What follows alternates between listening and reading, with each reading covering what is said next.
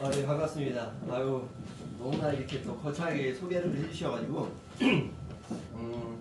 저는 오늘 여러분들과 이 건강 관련해서, 관련해서 이야기를 이제 하게 된 진용이라고 합니다. 만나서 반갑습니다. 제 소개를 잠깐 해드리자면, 모델, 영화배우, 엔터테인먼트 대표, 그랬으면 좋겠으나 저는 이제 체대를 졸업을 하고 수영 강사부터 시작을 해가지고 재활 트레이너, 놀이관 트레이너를 거쳐가지고 한 20년 넘게 피트니스 센터 관리를 좀 오랫동안 해왔어요. 그래서 많은 분들의 이제 건강도 제가 책임져 드렸지만 또 의사분들, 운동선수분들, 또 트레이너분들 이런 분들을 좀 관리를 하면서 제가 이제 10년 넘게 이렇게 쌓아온 지식에 대한 부분을 미흡하나마 여러분들과 함께 나누는 시간을 좀 가져보도록 하겠습니다. 한 가지만 좀 부탁 좀 드릴게요. 오늘 이 시간 저와 여러분들 개인적인 어떤 그런 시간보다는 함께한 시간이잖아요. 그렇기 때문에 옆 사람을 위해서 오늘 요 1시간 조금 넘는 요 시간 동안 핸드폰 룸으로 좀 이렇게 해서 신경 좀 이렇게 꺼주시고 오늘 강의에 좀 이렇게 집중해 주시면 감사할 것 같습니다. 해줄 수 있으시죠? 네. 내 거는 돼 있나요? 제 거는? 네. 자, 시작하기에 앞서서 게임을 하나 좀 한번 해볼게요. 혹시 손병호 게임 아시죠? 네. 손병호 게임. 이게 손가락 접는 거 아시죠? 손가락 이렇게 한번 좀 올려보시겠어요? 제가 이렇게 질문을 드리면 해당되시는 분들은 접으시면 돼요. 자, 첫 번째. 나는 몸 아픈 곳 없이 정말 건강하고 활기찬 그런 몸을 가지고 있다. 접어. 없으셔요? 자, 그러면 나는 영양제 말고요. 약을 하나라도 먹고 한 알도 먹고 있지 않다. 어이구. 네. 자, 그러면 나는 집에 있는 신랑과 우리 아이들 때문에 스트레스 받지 않고 너무나 행복한 신랑은 손 안 쓰이고 아이들 손 안 쓰이고 너무나 그러니까 안 받는 그런 삶을 살고 있다. 자, 접으시고. 오, 자, 스포츠 접었어. 한 가지. 안 접으면 큰일 날. 나는 매일 아침 눈 뜰 때마다 하루가 기대가 될 정도로 에브리데이 해피다. 없어요? 자, 마지막으로. 마지막으로. 네. 나는 사회적으로나 경제적으로 지금 안전한 상태, 그리고 그거에 대해서 불안함 없이 조금은 만족스러운 상태다.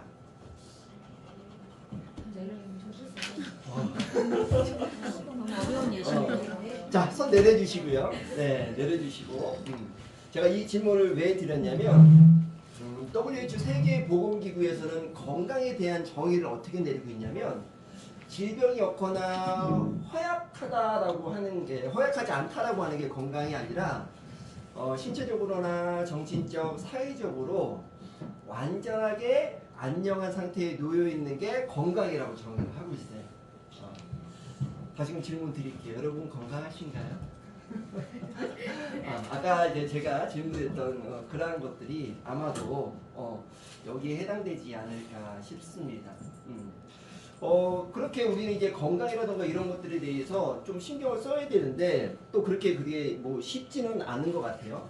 자, 그러면 신체적으로나 정신적으로나 사회적으로 건강한 이 세 가지 중에 어떤 게 가장 중요할까요?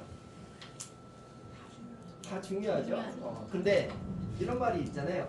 건강한 신체에 건강한 정신이 깃든다 라고 하는 말도 있고 또 신체가 건강하신 분들이 일도 또 열심히 하실 수가 있겠죠. 그래서 오늘 이 시간 여러분들이 이 신체적인 건강을 조금은 이제 증진시켜 줄 수 있는 그런 좋은 시간이 되시기를 이제 바라면서 강의 좀 시작을 해볼게요. 자, 여기 보시면 라이프 스타일. 자, 여러분들은 어떤 라이프 스타일을 원하시나요? 행복하고 이런 건강한 라이프 스타일을 원하시잖아요. 그죠? 근데 이런 말이 있어요. 병들고 관리하려면 관리할 게 없다. 공감하시나요? 네. 그렇기 때문에 지금 조금이라도 내가 건강한 지금 미리부터라도 이런 건강에 대해서 우리는 신경을 좀 많이 써야만 합니다. 그렇게 미리 이렇게 신경을 많이 썼었을 때 우리는 이런 건강한 라이프 스타일을 가져갈 수 있겠죠? 그러면 우리는 이러한 건강한 라이프 스타일을 가져가기 위해서 어떤 것부터 시작을 해야 될까요? 어떤 것부터? 여러 가지가 있겠지만 저는 올바르게 아는 것부터 시작을 하는 게 중요하다고 생각을 해요. 그래서 건강하기 위해서 우리가 올바르게 하려면 무엇부터 알아야 되냐면 내 몸의 구조에 대해서 좀 알아야 돼요. 내 몸은 최소 단위가 세포입니다. 세포가 아닌 게 없어요. 그래서 이러한 세포가 모여서 조직을 이루고 이러한 조직이 모여서 위, 장, 간 이런 기관을 이루고 또 이러한 기관들이 모여가지고 내 몸의 11가지 이 계통을 이룹니다. 그리고 이 계통이 모여서 몸을 이루게 되는 거죠. 또 내 몸은 세포가 아닌 게 없고요. 이 세포가 건강해야지만 내 몸이 건강하게 됩니다. 자, 우리가 몸이 아프면 병원 가면 뭘 하자 해보라고 하죠? 조직 검사 해보자고 하잖아요. 그 이유는 이 세포를 들여다보기 위해서예요. 그래서 세포의 상태가 좋아야지만 내 몸이 건강하다는 거죠. 자, 그러면 세포가 건강하려면 어떤 것들을 신경을 써야 될까요? 여러 가지가 있겠지만 여러분 딱 2가지만 기억하시면 돼요. 오늘 여행 강의 딱 듣고 가셨을 때 이 2가지만 기억하시면 다라고 보셔도 됩니다. 첫 번째는 한번 다 같이 한번 읽어보실까요? 자, 세포가 필요로 하는 영양을 충분하게 균형 있게 공급. 두 번째는 세포를 공격하는 유해 요소로부터 세포를 보호. 이 2가지만 해주시면 여러분들은 아프지 않은 상태에서 건강한 몸 상태로 오랫동안 삶을 영위하실 수가 있을 거예요. 자, 그러면 첫 번째 세포가 필요한 영양은 뭐가 있을까요? 우리 초등학교 때 배웠어요. 자, 거대 영양소인 탄수화물, 단백질, 지방, 그리고 비타민, 미네랄이라고 하는 미량 영양소, 그리고 물, 식이섬유까지 7대 영양소를 필요로 합니다. 여러분들 햄버거, 치킨, 치면 피자, 짜장면, 돼지갈비 내 몸은 이런 것들을 원하지는 않아요. 각종 화학물질과 이게 뭐죠? 네. 자, 각종 화학물질과 식물 첨가물이 들어있는 이러한 것들을 원하는 게 아니라 내 몸에서는 딱 이 7가지만 원합니다. 자, 그러면 거대 영양소에 대해서 좀 알아볼게요. 거대 영양소는 탄수화물, 단백질, 지방이 있는데 탄수화물 같은 경우는 주된 에너지원이에요. 여러분들 탄수화물 많이 드시죠? 그죠? 이게 주된 에너지원입니다.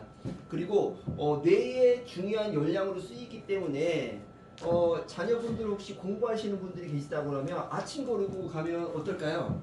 그죠? 그래서 아침밥 꼭 드셔주셔야 돼요. 이렇게 탄수화물은 뇌 열량이기 때문에 중요합니다.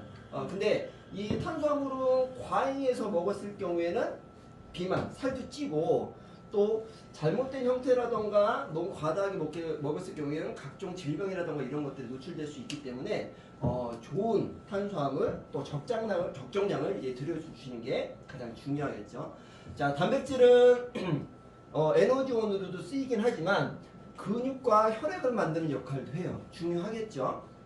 그렇기 때문에 적당량을 충분하게 섭취하는 게 중요합니다. 또 면역 물질을 만들어주는 역할도 해요. 자, 지질, 우리 지방이라고 알고 있잖아요. 지방은 탄수화물, 단백질보다 훨씬 더 큰 열량을 가지고 있습니다. g당 칼로리가 탄수화물, 단백질 같은 경우는 4kcal인데 지방은 9kcal를 가지고 있어요. 그리고 내 몸의 신체를 보호해주고 체온을 유지시켜주는 역할도 합니다. 자, 지방은 근데 안 좋다는 인식을 좀 가지고 계시지 않나요? 물론 안 좋은 지방을 먹었을 경우에는 피를 좀 탁하게 하는 어떤 그런 부분들이 있긴 하지만 좋은 지방을 먹었을 때는 내 몸의 세포의 에너지 대사에 대한 하이브리드 시스템을 좀 올려주기 때문에 아주 필요합니다. 코코넛 오일, 또 생들기름, 그리고 올리브 오일 이런 것들을 드셔주시게 되면 건강에 훨씬 더 유익한 어떤 효과를 보실 수 있기 때문에 지방도 잘 드셔야 돼요. 여기 지방 많이 먹으면은 살쪄요 라고 되어 있지만 지방 얼마나 드실 수 있으세요? 많이 먹고 싶어도 물려서 못 먹을 거예요. 그래서 지방을 먹고 살이 쪘다라고 하는 것에 대한 부분은 저는 조금 의문이 있고요. 이 당 때문에 다 문제가 되는 것들이죠. 자, 미량영양소를 좀 넘어가 볼게요. 미량영양소에는 이제 비타민과 미네랄이 있는데, 자, 비타민 같은 경우는 지용성 비타민과 수용성 비타민이 있어요. 지용성 비타민에는 A, D, E, K, 그리고 수용성 비타민 같은 경우는 비타민 B군과 비타민 C가 있습니다. 자, 이 비타민 같은 경우는 어떤 역할을 하냐면 항산화 역할, 내 몸이 산화가 되는 걸 막아주는 항산화 역할을 하고요. 또 호르몬을 도와주는 역할도 합니다. 그리고 이 효소를 도와주는 조효소의 전구물질, 전구물질도 이 조효소 역할을 하는 이 비타민이고요. 그리고 생화학 반응을 촉매를 좀 시켜주는, 촉진시켜주는 그런 역할도 합니다. 자, 대표적인 항산화 비타민이 비타민 C하고 비타민 E가 있어요. 비타민 C 많이 드시고 계시고, 그죠? 가장 접하기 쉬운 게 비타민 C잖아요.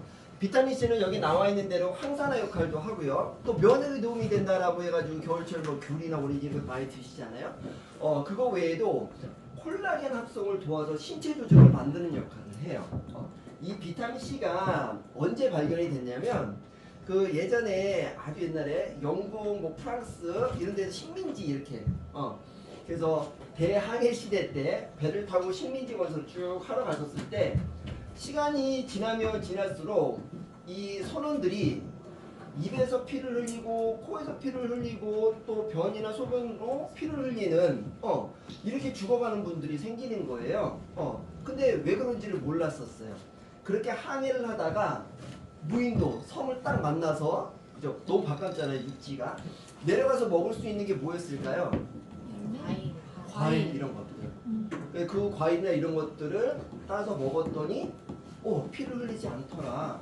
그래서 되돌아올 때는 그런 과일을 막 실어가지고 왔더니 그렇게 피를 흘리면서 죽어나가거나 아픈 사람들이 없다라고 해서 밝혀진 게 이제 아스코르빈산 이 비타민 C예요.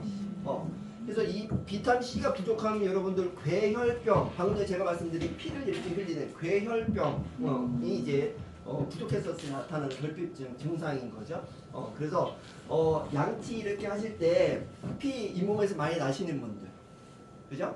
코가 잘 흘러가지고 코피 많이 쏟으시는 분들이라던가 또 위 벽이 좀 상해가지고 속쓰림이 많이 있으신 분들, 이런 분들은 비타민 C를 많이 드실수록 좋습니다. 자, 그리고 비타민 C의 또 하나의 역할은 지방을 태워주는 효소인 카르니틴을 이제 생성해주는 역할을 해요. 그래서 다이어트가 필요하다라고 하면 비타민 C 얼마나 먹어야 될까요? 많이 드실수록 도움이 되겠죠. 자, 그리고 이제 또 하나의 이제 대표적인 항산화 비타민이 비타민 E예요. 토코페롤이라고도 부르고 여성분들 많이 드시잖아요. 이 비타민 E 같은 경우는 지용성 항산화 물질입니다. 그래서 지질 관련된 쪽에서 역할을 많이 해요. 지질이 어떤 걸까요? 세포 벽도 지질로 되어 있고요. 그리고 각종 점막, 그리고 여성분들 같은 경우는 자궁 벽은 영양분을 많이 또 머금고 있어야 되기 때문에 이 자궁에도 좋습니다. 그래서 요즘에 산부인과 가시면 용종 이런 것들 많이 있으시잖아요, 그죠? 그래서 비타민이 고함량을 드시면 아주 큰 도움을 보시기 때문에 필히 드셔주셔야 되고, 또 이 비타민 E 같은 경우는 혈중 내 지질의 산화를 좀 막아줘요. 자, 피는 물이죠. 근데 물 안에 콜레스테롤이라든가 이런 지질 같은 것들이 같이 이제 공존하잖아요. 이게 말이 되나요? 물하고 이 기름은 섞이지가 않잖아요. 근데 어떻게 공존할 수 있을까요? 그래서 이 콜레스테롤이라든가 이 지질 같은 경우는 이렇게 막이 이렇게 형성이 돼 있어요. 그렇기 때문에 이 혈중 내에 존재할 수 있는데, 이런 막이 활성산소로 인해서 좀 이따 이제 자세하게 말씀드리겠지만 이 활성산소로 인해서 그 막이 깨지게 되면 어디에 들러붙을까요? 혈관 벽에 들러붙을 수밖에 없죠. 그래서 혈중 내에 혈관벽에 지질이 많이 쌓이시는 분들이라던가 혈중 내에 이제 콜레스테롤이라던가 지질 이런 것들에 대해서 좀 걱정이 많이 되시는 분들은 비타민 E를 드셔주시게 되면 그 지방의 막이 산화가 돼서 깨지는 걸 막아줄 수 있기 때문에 필히 드셔주시면 좋습니다. 자, 호르몬 유사작용을 하는 게 이제 비타민 D, 비타민 A예요. 비타민 D 뭐에 좋다라고 하죠? 뼈에 좋다라고 들어보셨죠? 네. 소장에서 칼슘의 흡수를 도와주기 때문에 비타민 D는 뼈 건강에 좋다라고 알고 있으세요. 근데 뼈 건강뿐만 아니라 밝혀진 것들이 너무 많이 있어요. 항암, 암, 각종 암에도 효과가 있고 또 치매, 우울증, 혈행 관련해서 그리고 결핵, 그리고 근육 생성 이런 것들에도 도움이 된다라고 하는 것들이 속속들이 밝혀져 있기 때문에 비타민 D에 대한 필요성을 많이 느끼시고 또 어떤 분들은 주사로도 또 이렇게 또 많이 맞으시잖아요. 그만큼 비타민 D의 필요성이 아주 높아진 지금입니다. 공중보건대학에서는 이게 음식물 피라미드를 만들어 가지고 어떤 음식은 많이 먹고 어떤 음식은 적게 먹어야 된다라고 좀 이렇게 알려드리고 있는데 그 음식물 외에도 종합영양제와 이 비타민 D는 반드시 추가로 섭취를 하는 게 좋다라고 권고를 하고 있고요. 여일서 박사 아시죠? 네. 여일서 박사 같은 경우는 만약에 본인이 무인도에 갔었을 때 이 영양 성분 하나만 챙겨서 간다라고 하면 이 비타민 D를 챙겨서 가겠다라고 할 정도로 이 비타민 D의 중요성에 대한 부분을 강조를 하고 있습니다. 자, 비타민 A는 어디에 좋죠? 눈, 그리고 피부, 점막 이런 데도 좋긴 한데 비타민 A 같은 경우는 과용량 섭취했었을 때는 임산부 같은 경우는 기형아 출산 확률이 올라가요. 그렇기 때문에 안전한 식물 형태인 이 베타카로틴, 당근에 많이 들어있죠? 이 베타카로틴 형태로 섭취하는 게 좋습니다. 근데 우리가 성인 이렇게 어린이 되다 보면 이 베타카로틴을 비타민 A로 이렇게 바꿔주지 못하는 분들이 계시기 때문에 비타민 A를 필요량 아주 소량 정도 데일리 퍼센테이지 중에서 한 60% 미만 정도로는 섭취를 하시는 게 또 도움이 돼요. 그러면 어린아이들 영양제, 어린이 영양제는 비타민 A가 들어있으면 될까요? 안 될까요? 안 돼요. 안 돼요. 이런 것들도 잘 알고 계시면 좋을 것 같습니다. 자, 그리고 효소를 도와주는 조효소의 전구 물질이 대부분의 비타민이 그런 역할을 해줘요. 근데 특히 비타민 B 복합제, 이 비타민 B 컴플렉스가 그 전구 역할을 합니다. 조효소의 역할을. 비타민 그 B군 같은 경우는 8가지가 있어요. 1, 2, 3, 그리고 5, 6, 7, 9, 12 이렇게 8가지가 있거든요. 근데 이 비타민 B군 같은 경우는 여러 가지 어떤 역할을 하지만 특히나 탄수화물, 단백질, 지방이 에너지화되는 이 에너지 시스템에 큰 역할을 합니다. 그래서 운동선수들 같은 경우는 에너지를 많이 필요로 하잖아요. 그래서 비타민 B군만 따로 섭취를 해요. 그럴 정도로 비타민 B군은 중요합니다. 근데 이 비타민 B군 같은 경우는 되게 좀 갑작스러운 영양 성분이기도 해요. 그래서 본인 혼자서는 전혀 작용을 못해요. 이 8가지가 한꺼번에 들어있어야지만 한두 가지가 빠지게 되면 효과가 현저하게 줄어듭니다. 그래서 이 8가지를 같이 드시는 게 좋고 특히나 그 8가지 중에서 비타민 B1, 2, 6, 12 같은 경우는 데일리 이제 퍼센테이지가 거의 한 2000%, 8000% 이렇게 들어가 있어야지만 효과를 좀 발휘할 수 있어요. 그래서 이 비타민 B 같은 경우는 부족했을 경우 같은 경우는 10대 같은 경우는 성장 호르몬에 관여를 하기 때문에 성장이 좀 더딜 수 있고요.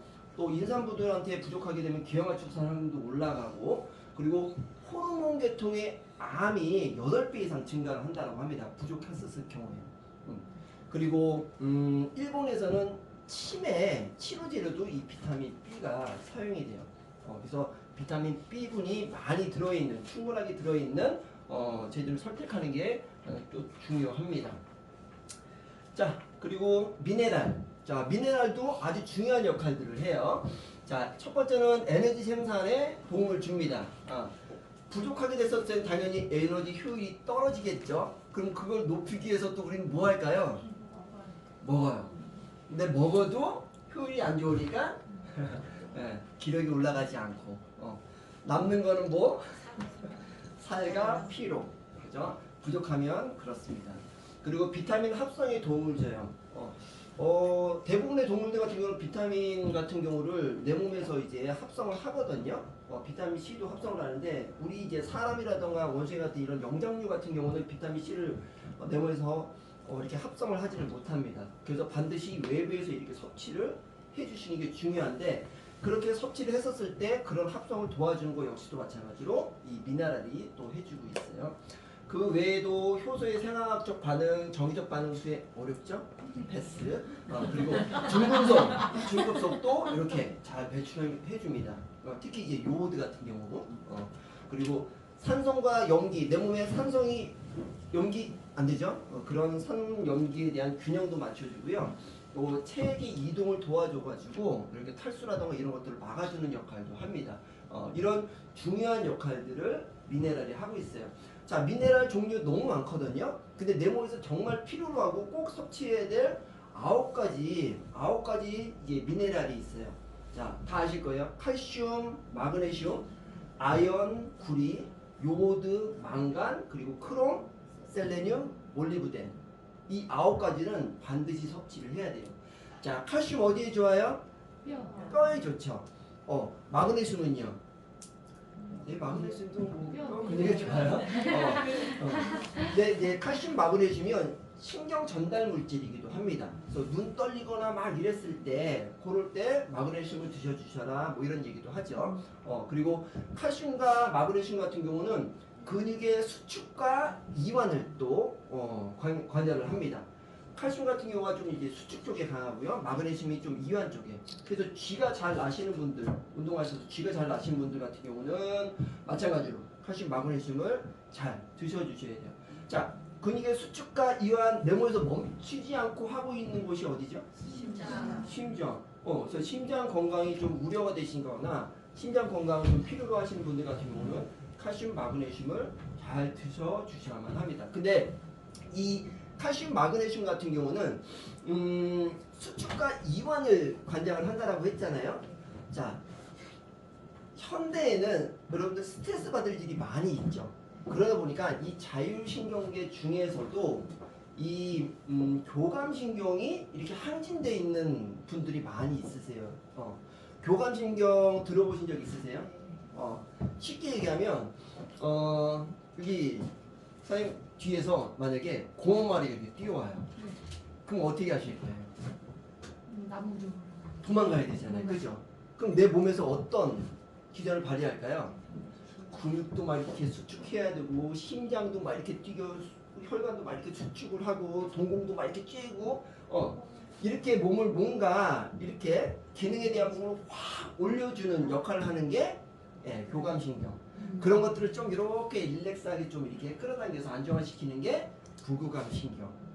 근데 지금 현대인들은 어떨까요? 릴렉스할 수 있는 상황 아니잖아요. 그래서 교감신경이 좀 우세해 있는 상태입니다. 그래서 예전에는 칼슘과 마그네슘에 대한 수축과 이완에 대한 비율, 섭취에 대한 비율도 2대1 비율이었었어요. 근데 지금은 1대1 비율로 맞춰져 있습니다. 많이 먹거나 이런 것도 중요하지만 이 비율을 맞추는 게 되게 중요해요. 칼슘을 많이 드시게 되면 쓰이고 마그네슘 부족에 대한 결핍증이 또 생기고요. 마그네슘을 많이 드시면 칼슘에 대한 또 부족에 대한 그런 문제들이 생깁니다. 자, 아연, 구리. 아연 어디에 좋아요? 면역에 도움이 되는 가장 대표적인 거잖아요. 구리 마찬가지로 아연과 구리의 비율도 6대1로 맞춰져 있어야 돼요. 되게 중요합니다. 자, 요오드, 망간. 망간은 또 면역에 도움이 되긴 하지만 망간은 갑상선, 요오드도 갑상선, 그죠? 갑상선 호르몬을 이렇게 만들어주는 역할을 하기 때문에 갑상선 환자분들이라던가 이런 질환이 있으신 분들한테는 요오드, 망간 되게 중요해요. 자, 요오드 같은 경우는 추가적으로 방사능을 배출해주는 그런 효과가 있습니다. 그래서 일본 같은 경우는 예전에 이제 원폭 당했잖아요. 방사능이 피폭되어 많이 계시잖아요. 그래서 일본 요오드 영양제 같은 경우는 있다만해요 말이. 그럴 정도로 요들은 방사능 배출에 탁월한 효과가 있다. 그 외에도 고가긴 하지만 크롬 그리고 셀레늄, 몰리브덴. 자, 크롬 같은 경우는 혈당을 조절을 해줘요. 그렇기 때문에 당뇨 환자한테는 크롬 되게 중요하죠. 그리고 셀레늄 같은 경우는 암 환자분들한테 또 필요한 영양제로 많이 유명하잖아요. 그래서 항암 효과도 있고 이 항산화 역할에 아주 강력한, 그래서 일반 항산화 물질의 1970배 정도의 효과가 있는 게 이 셀레늄입니다. 그래서 고가기 때문에, 원래 고가기 때문에 영양제에 좀 많이 들어있지는 않아요.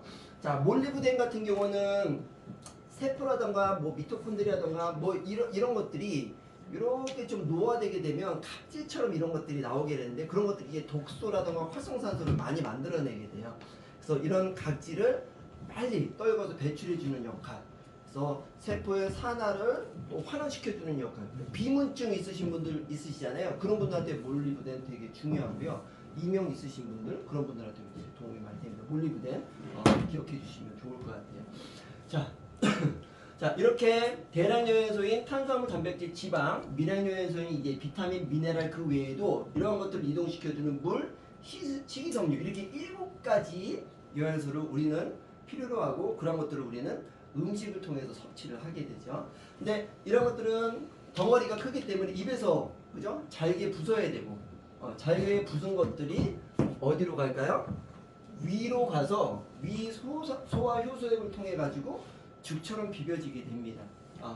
그리고 소장으로 가서 대부분의 영양분이 흡수가 돼서 간으로 이동시키고요. 나머지 것들이 대장으로 가서 최종적으로 수분까지 후다닥 끌어당기고 그 다음에 배설이 돼요.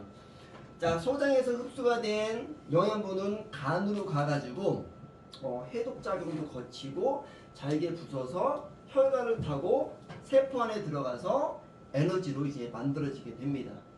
근데 이 드셨던 이 탄수화물, 단백질, 지방은 덩어리가 크잖아요. 그렇기 때문에 이 위 소장 간, 특히 간에 가서 이 탄수화물, 단백질, 지방이 포도당 그리고 아미노산, 지방산으로 이렇게 분해가 돼서 최소 형태로 분해가 되지 않으면 세포 안에 들어갈 수 있는 크기가 되지 않아요. 그래서 이렇게 잘게 부서져야 되는데, 그때 필요한 게 효소. 효소가 필요해요. 예전에 효소 이런 것들 제품들 많이 있었잖아요. 그죠? 기억나세요? 근데 지금은 어때요?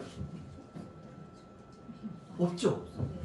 그 이유는 대부분의 이런 효소 같은 경우는 불활성 효소들이에요. 활동을 안 해요. 못 해요. 그렇기 때문에 이 효소가 활성화되기 위해서는 필요한 게 이 조효소가 필요하거든요. 이 조효소의 전구 물질이 아까 말씀드렸다시피 비타민, 미네랄이 이 조효소의 전구 물질입니다. 특히 이제 비타민 B군이 아까 그렇다고 말씀을 드렸죠.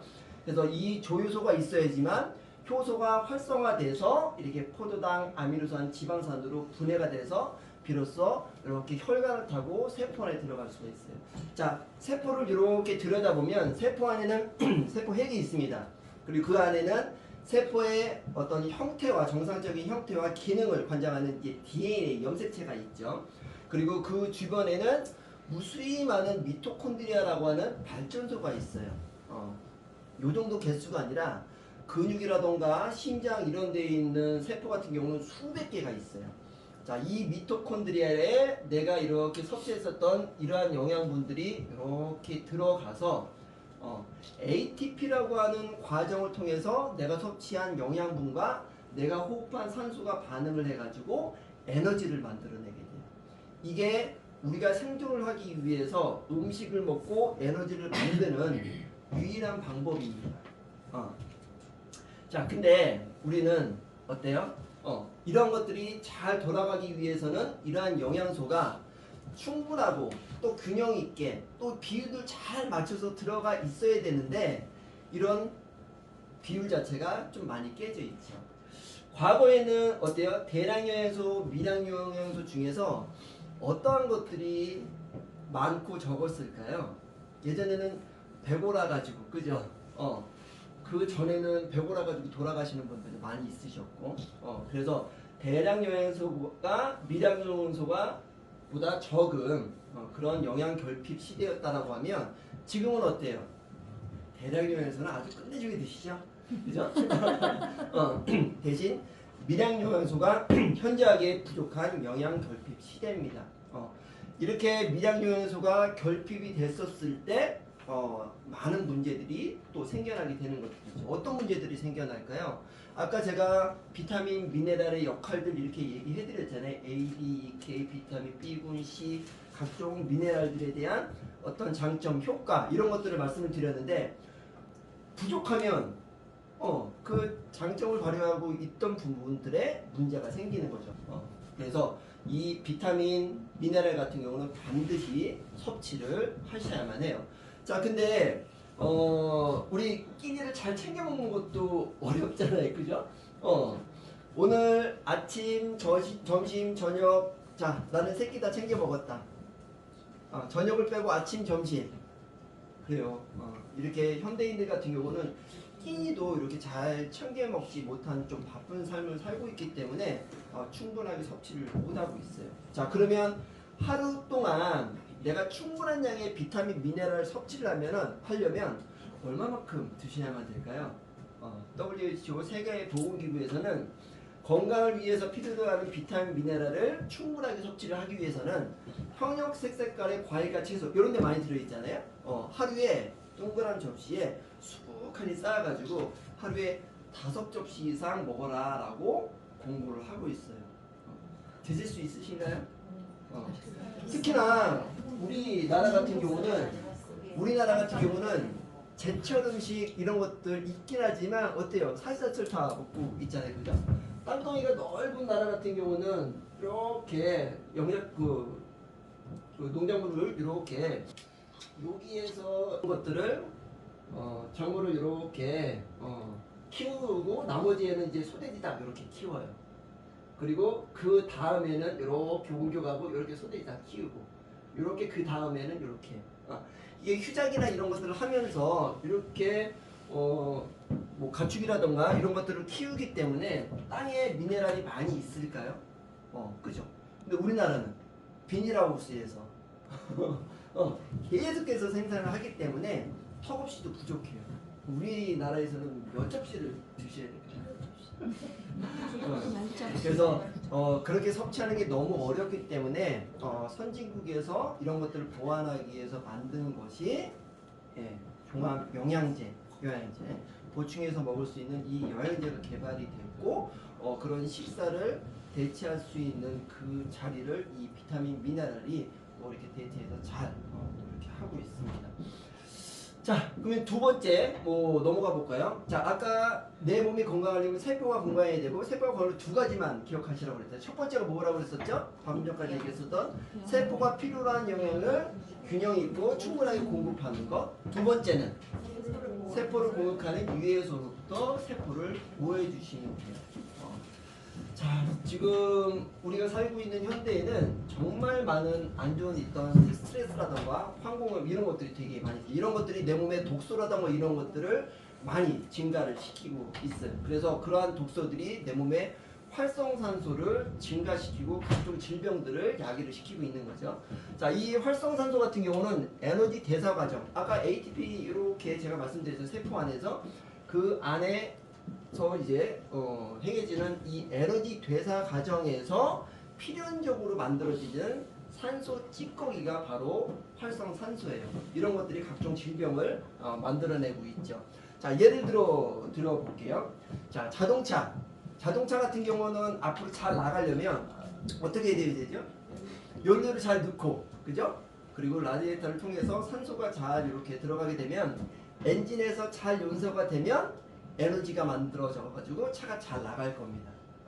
사람도 마찬가지로 내가 먹은 음식과 내가 호흡한 산소가 세포 안에서 잘 이렇게 연소가 되면 에너지가 생겨가지고 힘을 내고 생존을 하게 될 거예요. 근데 이 자동차에 들어갔었던 이 연료와 산소가 잘 연소가 되는 것들이 아니라 불완전 연소가 되게 되면 뭐가 나오죠? 매연이 나오죠. 이 매연이 차도 부식시키고 공기도 오염시키는 것처럼 내가 먹은 음식과 내가 호흡한 산소가 잘 연소가 되면 모르겠는데 불안전 요소가 되면 필연적으로 그냥 가만히 있어도 나온 이 활성산소라고 하는 매연과 같은 것들이 5% 정도가 나오거든요. 이러한 것들이 세포를 공격하고 그리고 내 몸에 공격하면서 이제 질병을 만들어내는 거죠. 더 안타까운 거는 자동차 연식이 이렇게 오래되면 오래될수록 어때요? 매연 많이 나오는 것처럼 사람도 마찬가지로 나이를 먹어가면 먹어갈수록 이런 활성산소는 더 많이 나오게 되어 있습니다. 자, 이러한 활성산소는 여기 보시는 것처럼 잘못된 식단, 오염물질, 과음, 약물, 자외선, 방사선, 스트레스, 노화 이런 것들로 인해 가지고 이렇게 증가가 돼요. 그래서 각종 저런 이제 뭐 간이장 질환, 당뇨, 아토피, 뇌심혈관 질환, 류마티스, 암, 파킨슨도 이런 질병들을 야기를 시키는 거죠. 원래 정상적인 산소는 이렇게 전자를 쌍으로 두는 안정적인 형태예요. 원래는. 근데 활성산소는 이렇게 전자를 하나 잃어버린 하나밖에 없는 이런 불안전 상태입니다. 이러한 활성산소가 내 몸의 세포를 하나당 수십만 번씩 하루에도 공격을 해요. 내 몸은 세포가 아닌 게 없다라고 했잖아요. 보통 60조 개에서 100조 개의 세포로 이루어져 있는데 그 세포 하나당 하루에 수십만 번씩 공격을 해요. 그랬을 때 내 몸의 약한 부분, 아까 첫 번째 말씀드렸던 세포의 영양이 제대로 채워지지 않아서 약한 부분 쪽부터 방어벽이 무너지면서 질병을 야기를 시키게 됩니다. 자, 눈이 약해요. 그러면 어떤 거? 황반변성, 녹내장, 백내장, 그리고 관절 쪽이 약해졌어요. 그럼 관절염, 요통, 그리고 혈관 쪽, 그러면 고혈압, 신경쇠, 심장마비, 뇌쪽이면 알츠하이머, 파킨슨, 그리고 세포 안에 DNA까지도 건드리게 되면 암. 암의 원인도 활성산소입니다. 자, 원래 정상적인 세포는 이러한 모양을 가지고 있어요. 이거 달걀에 소세지 얹어놓은 게 아니고요. 네. 아주 이쁜 형태. 그래서 그 안은 세포 핵이 있고요. 그리고 이게 소세지처럼 생긴 게 미토콘드리아, 아까 말씀드렸던 발전소 역할을 하는 거예요. 하나가 아니라 수백 개 이렇게 있거든요. 그리고 그러한 것들을 세포막이 잘 싸고 있어요. 그래서 이 핵 안에서는 유전자 합성을 해가지고 세포의 기능과 형태를 이렇게 잡아주고, 세포막 같은 경우는 산소, 포도당, 아미노산 이런 것들에 대한 통로, 그리고 세포끼리의 시그널링하는 이 세포 전달 이런 것들을 하고 있어요. 미토콘드리아에서는 에너지 합성을 하고 있고요. 근데 이러한 것들이 아까 말씀드린 내독소, 외독소로 인해 가지고 활성산소가 만들어져 가지고 이렇게 세포막을 이렇게 산화시키고 손상을 시키게 되면 이렇게 문제가 돼요.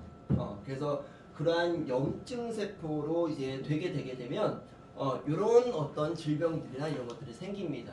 간염, 심근염, 위염, 장염, 폐염, 신장염, 방광염, 전립선염, 뇌염, 중이염, 너무 많죠. 관절염, 자궁염, 혈관염, 당뇨병, 고혈압까지도. 당뇨에 대한 부분 조금 관심이 많으실 테니까 조금 더 한번 들여다볼까요? 자, 주변에 당뇨 있으신 분들, 가족분들 중에서 당뇨 있으신 분들 되게 많이 있으시죠? 국민병이라고 부르잖아요. 자, 원래 당은 내가 섭취를 했었을 때 혈중을 떠나다니다가 췌장에서 인슐린이라고 하는 게 나와서 포도당을 잡고 세포로 이렇게 넣어줘가지고 에너지를 만들게 돼요. 근데 이 혈당 자체가 너무 이렇게 높아지게 되면 문제들이 많이 생기게 되겠죠. 자, 혈중 내에 당이 높아지면 당은 어때요? 끈적끈적하잖아요. 피가 어떻게 될까요? 끈적끈적해지게 되면 혈압이 어떻게 될까요? 올라가죠. 그리고 그런 것들을 심장에서 이렇게 팍팍 밀어줘야 되는데 부담이 될까요? 안 될까요? 네, 그러니까 심장 관련한 어떤 질환들이나 이런 것들도 노출이 되고, 또 이렇게 꾹 해서 혈관을 쫙 보내줘야 되는데 이게 제대로 못 보내주는 거예요. 그래서 손끝, 발끝 이런 데가 저리는 신경염 증상도 나타나게 되고, 그리고 가장 작은 혈관이 어딜까요? 눈 시상 맺히는 곳. 그래서 눈이 흐릿하게 보이기도 합니다. 그리고 손이나 발이나 이런 데에 뭐 상처가 나고 그러게 되면 피나 이런 것들이 영양분이 잘 가가지고 이걸 치료하고 이렇게 해야 되는데 그러지 못하니까 그게 썩어 들어가서 궤적 잘라내고 이렇게 될 수도 있고, 그리고 가장 내 몸에서 바깥쪽은 피부잖아요. 그래서 이런 것들이 공급이 잘 안 됐을 때는 피부 건조, 피부 트러블 이런 것들도 생깁니다. 그리고 바이러스라든가 이런 것들이 들어왔었을 때 걔네들하고 싸워서 이겨야 될 그런 능력도 떨어지고, 남자분들 같은 경우는 발기가 잘 안 되는 어떤 그런 부분들도 이제 생기게 되는 거죠. 근데 이러한 부분들이 생겼을 때 우리는 어떻게 해요? 약을 먹죠. 당뇨가 있으면 병원 뭐 가면 어떻게 해요? 약 주잖아요, 그죠? 당뇨는 조금 이제 좀 전에도 말씀드렸다시피 뭐 당이 혈중에서 쭉 올라가기 때문에 그게 문제가 생기기 때문에 배출을 하는 게 당뇨인데, 당뇨는 어때요? 평생 달고 살아야 될까요? 아니요.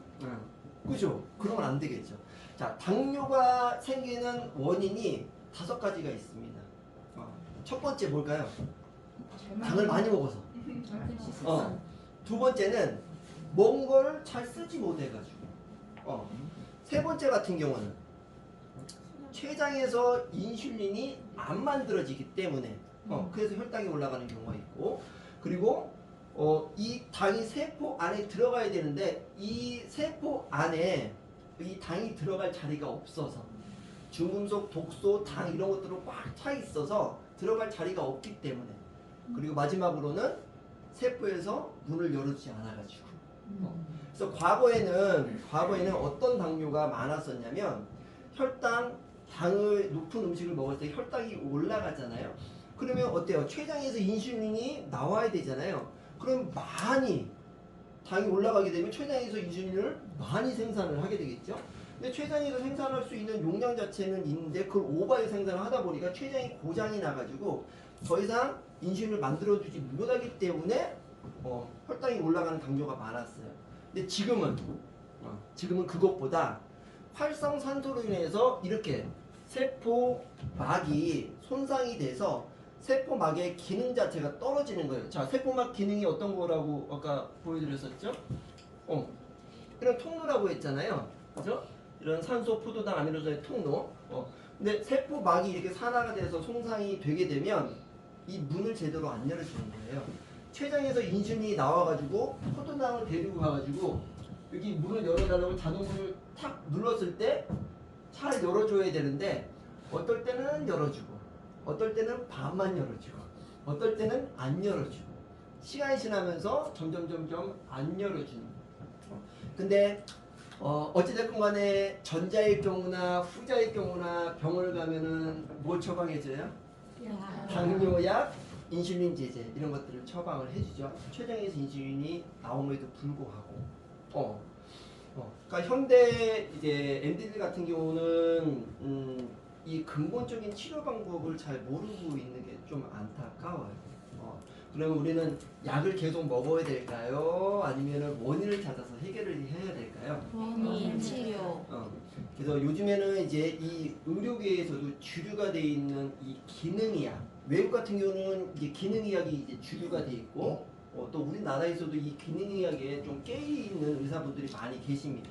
자, 인터넷에 기능의학이라고 치시면 이런 나무 그림이 많이 나와요.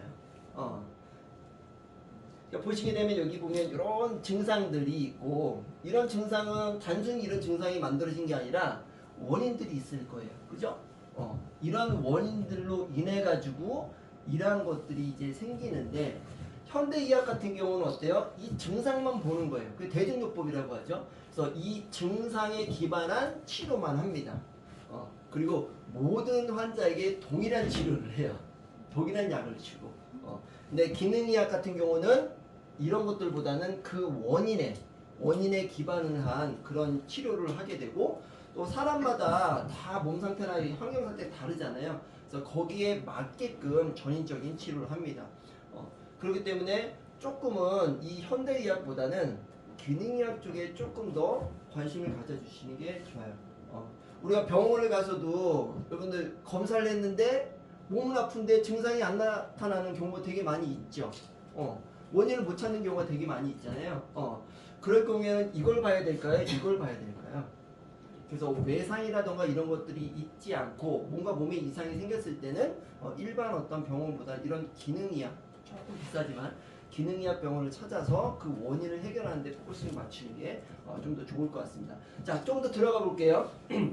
자, 세포막을 뚫고 들어가서 소세지 아니라고 그랬어요. 이 미토콘드리아까지도 이렇게 산화 손상을 시키게 되면 어떤 세포로 바뀌게 되냐면 부전세포로 바뀌게 돼요. 부전이라고 하는 뜻 자체가 불량한 비정상적인 세포가 된다는 거예요. 그래서 뇌부전, 심부전, 신부전, 폐부전, 간부전 이런 세포로 이런 질병들로 이렇게 만들어지는 것이죠. 그리고 더 들어가서 이 세포 핵까지 손상을 입히게 되면 이 세포 핵 안에는 뭐가 있다라고 했어요? DNA 염색체. 그 염색체는 세포의 정상적인 형태와 기능을 담당하는 건데 그런 것들까지도 이렇게 손상을 입히게 되게 되면 이렇게 세포는 양성종양, 악성종양으로 이렇게 바뀌게 되는 거예요. 그래서 지방종, 용종, 근종 이런 것들이 자꾸만 생기게 되고 그리고 그런 것들이 악성종양 형태로 고형암, 혈액암. 고형암 같은 경우는 이런 어떤 기관에 이렇게 들러붙어가지고 생기는 암들을 얘기하고 혈액암 같은 경우는 혈액을 타고 돌거나 림프를 타고 도는 그런 암들이 생기게 되는 거죠. 그래서 이런 어떤 증상들이 나타났었을 때 병원에서 뭐 하자고 그러죠? 아까 말씀하셨잖아요. 조직 검사해보자라고 하잖아요. 이 세포를 들여다보기 위해서. 그래서 이렇게 현미경으로 이렇게 들여다보게 되면 세포는 정상 세포는 이렇게 이쁘게 생겼어요. 근데 점점점 손상을 입게 되면 세포가 이렇게 안 이쁜 형태로 이렇게 점점점 바뀌어 나가게 됩니다. 그래서 이렇게 활성산소로 인해서 세포가 이렇게 공격을 당해서 문제가 되는 것들을 그렇게 산화되는 것들을 막아주는 것을 항산화라고 하고 그런 항산화 물질이 되게 중요한 거죠. 이 항산화 물질은 전자를 이렇게 6개를 이렇게 끼고 있어요. 그래서 이렇게 활성산소를 만나면 이렇게 전자 하나를 이렇게 떼서 정상산소로 만들어줘서 이렇게 세포를 공격하지 못하게 만듭니다. 자, 항산화 물질은 여러 가지들이 있어요. 내 몸에서 1차적으로 만들어내는 내인성 항산화 물질이 있고 반드시 외부에서 섭취해야 되는 외인성 항산화 물질이 있습니다. 근데 안타까운 거는 나이 25이 쭉 넘어가게 되면 이 내인성 항산화 물질은 내 몸에서 만들어내지를 않아요. 코엔자임 Q10도 그렇고 글루타치온 이런 것들은 내 몸에서 만들어내지를 않습니다. 그럼 어떻게 해야 될까요? 외부에서 섭취를 해야 되죠. 다행인 거는 외부에서 이렇게 외인성 항산화제를 이렇게 섭취를 했었을 때 내인성 항산화 물질을 또 만들어내는 그런 어떤 반응들도 일어나게 됩니다. 가장 대표적인 항산화 물질이 뭐가 있을까요? 여러분들 많이 들어보셨는데 항산화 비타민, 항산화 미네랄 이렇게 들어보셨죠? 그래서 항산화 비타민, 미네랄 이런 것들을 농축해서 만든 것들을 항산화제라고 불리는데 이 항산화 비타민, 항산화 미네랄을 섭취하는 게 상당히 중요하죠. 자, 정상세포에서 이렇게 손상세포가 이렇다라고 하면 이 손상된 세포에 이 항산화 물질을 이렇게 주입을 하게 되면 어떻게 되냐면 이렇게 정상적으로 세포가 회복돼 나가는 걸 볼 수 있어요. 자, 그러면 손상된 다음에 항산화 물질을 넣어서 회복을 시키는 게 좋을까요? 아니면 이게 손상되기 전 정상세포를 가지고 있었을 때 항산화 물질을 미리 잘 챙겨 먹어서 손상되지 않게끔 만드는 게 중요할까요? 그게 현명하게 내 몸을 관리하는 방법이라고 저는 생각을 합니다. 내 몸의 질병, 이 전 세계에 존재하는 질병이 몇 개 정도 되는지 아세요? 약 한 3만 개 정도라고 된다고 하거든요. 그 중에서 90% 정도가 이 활성산소로 인해서 발병되는 것들이라고 해요. 그러면 항산화 물질, 항산화제를 잘 섭취하는 것이야말로 질병을 예방하는 아주 현명한 방법이라고 저는 생각이 듭니다. 자, 조막에도 보자라고 하면 세포가 건강해지면 내 몸이 건강한다라고 말씀을 드렸었죠. 두 가지만 잘하시면 된다라고 했어요. 첫 번째가 뭐라고 그랬죠? 세포가 필요로 하는 영양을 충분히 그녀에게 공급해 주는 거. 두 번째는 세포를 공격하는 유해 요소부터 세포를 잘 보호해 주는 거. 다시 말해서 부족한 거 잘 채워주라는 얘기잖아요. 부족한 게 뭐였을까요? 미량요소인 비타민, 미네랄. 또 또 내 몸을 이렇게 공격하는 유해 요소인 이 활성산소를 이렇게 막아주는 항산화 물질이 뭐라고 그랬죠? 비타민, 미네랄. 그죠? 부족한 영양인 비타민, 미네랄과 항산화 물질인 비타민, 미네랄 이런 것들이 잘 들어있는 종합영양제를 섭취하는 게 현명한 방법이에요. 그래서 여에스더가 이런 말을 했어요. 질 좋은 종합영양제 섭취야말로 건강을 지키는 가장 값싼 건강보험이다. 동의하시나요? 네. 근데 그럼에도 불구하고 지금은 오염된 환경 또 이런 어떤 생산 환경 이런 것들이 많이 안 좋아지고 또 안 좋은 음식들이 많이 생겨났잖아요. 그렇기 때문에 과거의 음식과 지금의 음식은 같지 않아요. 그래서 땅이 산성화되면서 미네랄 자체가 없습니다. 아까 말씀드렸다시피 그러다 보니까 과거에는 하루에 필요한 철분을 섭취하기 위해서는 사과 2알이면 됐던 거를 지금은 13알을 먹어야 되고요. 시금치 한 단 먹어야 될 거는 지금 19단을 먹어야 돼요. 베타카로틴 같은 경우는 복숭아 2개면 됐던 거를 지금 52개를 먹어야 돼요. 이게 몇 년도 거예요? 30년 지났잖아요. 그럼 저것보다도 훨씬 더 많은 양을 드셔주셔야 된다는 거예요. 자, 그리고 그러한 작물의 대부분이 이런 GMO 작물이에요. GMO로 이렇게 생산하는 이유는 대량 생산을 해야 되는 것 밖에는 이유가 없어요. 자, 이 GMO, 이 GMO로 생산되는 이런 작물들 전 세계 수입 1위가 마음 아프지만 우리나라. 1년 동안 1인당 이 GMO 식품 섭취하는 게 33kg를 섭취를 한대요. 너무 많은 양이죠. 그죠? 이렇게 유전자 변형이 된 이런 GMO를 섭취했었을 때 내 몸은 어떻게 될까요? 이러한 작물들을 우리는 다 수입해가지고 쓰고 있는데 그 작물에 대한 어떤 특허권이라던가 권위를 가지고 있는 수출을 하는 곳이 몬산토라고 하는 회사예요. 혹시 들어보신 적 있으세요? 몬산토. 이 몬산토는 화학회사예요. 원래 화학회사부터 시작을 했거든요. 사카린 아시죠? 네. 설탕을 이렇게 단맛을 내는 이 사카린이라고 하는 화학 물질을 코카콜라에 이렇게 납품을 하면서 자리를 잡은 회사예요. 근데 여기서 어떤 화학 물질들을 이렇게 발명을 좀 했냐면 쇠파이프 알죠? 쇠파이프 안에 이제 가공을 해서 이제 구멍을 뚫다 보면 안에 금속 찌꺼기들 이런 것들이 많을 거예요. 그거를 녹여서 이렇게 배출을 하기 위해서 뭔가 물질을 이제 만들어냈는데 그게 글리포세이트라고 하는 그런 물질을 만들어냈어요. 그래서 그러한 것들을 화학회사나 이런 제철에서 이런 것들에 납품하면서 또 불을 키워갔죠. 근데 이 글리포세이트를 땅에다 이렇게 뿌렸더니 식물이건 미생물이건 뭐 세균이건 살아있는 게 없지 다 죽는 거예요. 그래서 이 회사 몬산토에서는 제초제를 이 글리포세이트로 만듭니다. 그래서 전 세계에 유통시켜서 어마무지한 부를 쌓게 돼요. 근데 이 몬산토라고 하는 이 회사 옆에 연못이 있었는데 이 글리포세이트가 그 연못에 다량 함유가 돼 있었던 거예요. 수질조사, 환경조사 이런 것들 나왔는데 당연히 그 연못에는 생물이 살 수 없었겠죠. 근데 그 수질조사를 하는 과정에서 죽지 않고 살아있는 박테리아를 하나를 발견을 해냅니다. 몬산토라고 하는 회사에서. 그거를 곡물에 주입해가지고 만든 게 이 GMO예요. 제초제의 끄떡없는, 살충제의 끄떡없는 그러한 작물들을 가지고 대량 생산을 하게 된 거죠.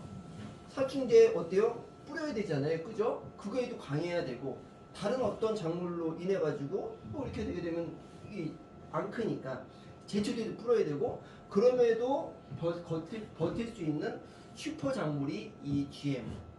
그래서 땅덩이가 넓은 나라 미국이라던가 브라질, 러시아, 중국, 인도 이런 데서는 농장이 되게 크잖아요. 그런 데서 생산되는 이 GMO 생산율 그 수입 1위가 어디라고요? 한국. 한국.